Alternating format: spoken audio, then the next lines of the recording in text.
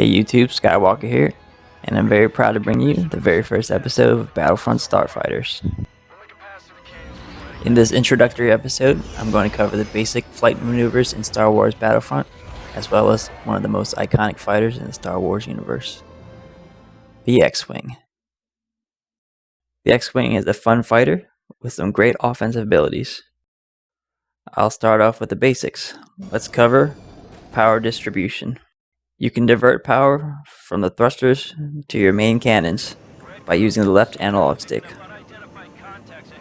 You should know that you don't have to hold the analog stick to set power distribution. Really, you should get in the habit of setting power distribution and resting your thumb on the D-pad so you can quickly access your defensive maneuvers. You should also use a claw grip on your left shoulder button. In this way, you can simultaneously acquire target lock with your left middle finger and activate shields with your left index finger.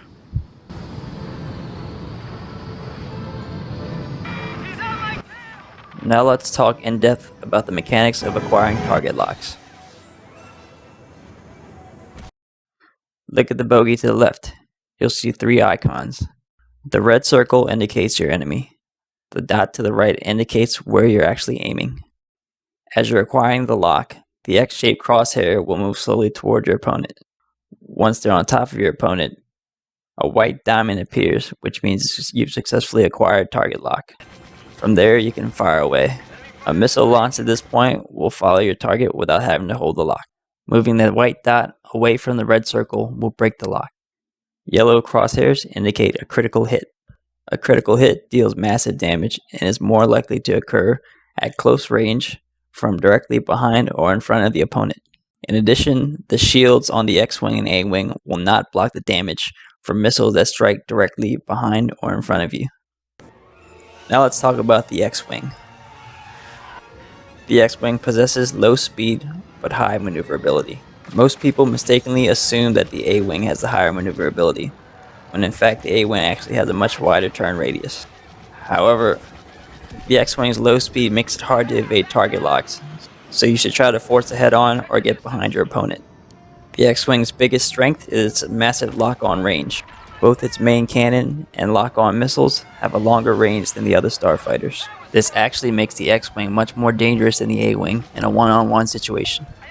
The X-Wing pilot can engage you in a head-on from a massive distance, and if he's able to get behind you, he can take advantage of the X-Wing's maneuverability to make it very hard to break his target lock.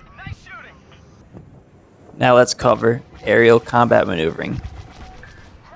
While I plan to go way more in depth with this in future videos, here's a few things to focus on with the X-Wing. There's a number of things that help you gain situational awareness in Star Wars Battlefront. The small red circles on the minimap represent the positions of enemy starfighters as well as the AT-ATs. Remember that it shows neither the elevation of nor the direction your opponents are facing. Always assume that a bogey behind you is facing you and act accordingly. I'll cover this more in depth in future episodes.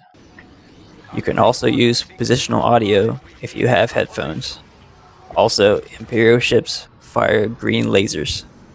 If you see green lasers coming from behind you, you can bet that an Imperial starfighter is on your tail. You can also listen for the distinct hum of Imperial fighters and the violent growl of their speed boost. Aerial combat maneuvering revolves around trying to get behind your opponent.